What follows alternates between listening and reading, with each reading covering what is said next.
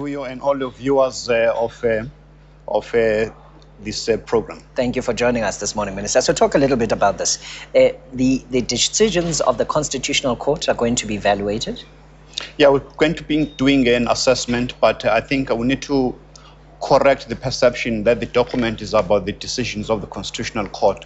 The discussion document is to initiate a national dialogue on the transformation of the judicial system and the role of the judiciary in ensuring that the ideals that are enshrined in the Constitution of creating a non-democratic, prosperous, and equal society is achieved, because the judiciary plays a very critical role as the final arbiter in disputes and also as people who are sure to embody and implement the human rights and human dignity of people so that we create a better life for all the people of South Africa. So the evaluation is going to be undertaken how? The decisions of the Con Court as a collective? Either tomorrow, Friday, on Monday, we're going to be issuing a public notice to those who are interested, especially research institutions who are going to be working with us in developing this assessment in order to ensure that we make this assessment take into account that 2012 we're celebrating 15 years of the implementation of the Constitution in 1997. Okay, so the decisions as a collective will then be presented to a research institution, and what will be the mandate? Look for what in these decisions? The mandate is very simple, that as I've indicated, that we want to create a better life for people of South Africa. So the three arms of the state, the executive, the legislature, and the judiciary, they must work in concert to achieve that principal goal. Okay, so in the evaluation, once a decision is arrived at and the research body says, this is our finding,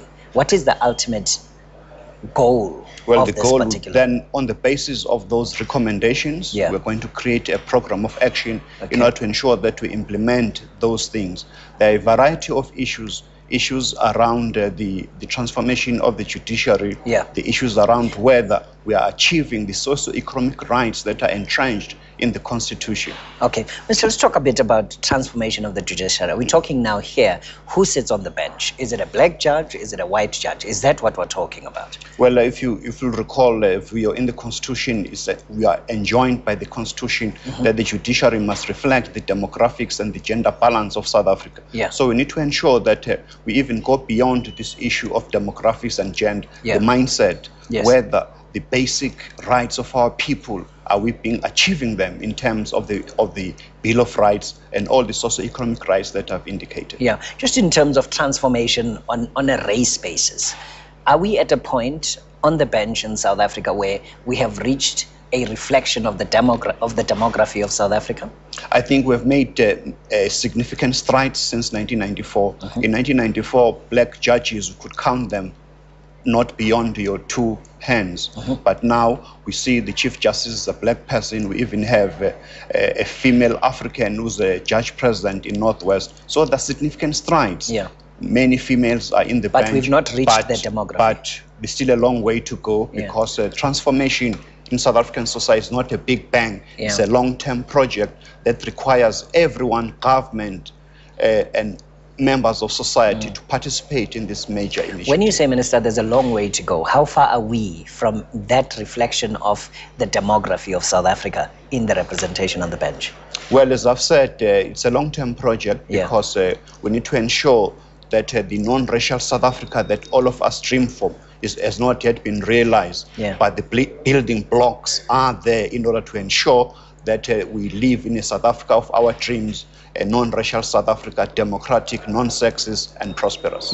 Just what kind of timeline are you working with on this? Well, we're looking at 18 months, but it can be shorter. But the enthusiasm that we see since we started releasing this document on Tuesday gives us confidence that we are on the right track, and we are going to be ensuring that we speed up the process so that this dialogue can come to a constructive conclusion.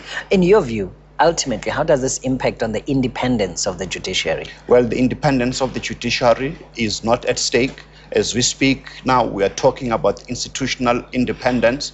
The President of the Republic in 2010 he signed a proclamation as a first step of creating an office of the Chief Justice as one of the ways of ensuring that the independence of the judiciary is not only in theory, but is reflected in the institution of court administration that must be controlled by the judiciary itself. Could this lead to the changing of the constitution in any way? Well, we'll cross the bridge when we reach it, but from where I sit, I think we need to do a lot of work as South Africans in order to ensure that the ideals of the Constitution are being implemented and felt by ordinary South Africans. All right. Minister of Justice and Constitutional Development is Jeff Radebe joining us here on Morning Live this morning. Thank you very much for your time. Thank you.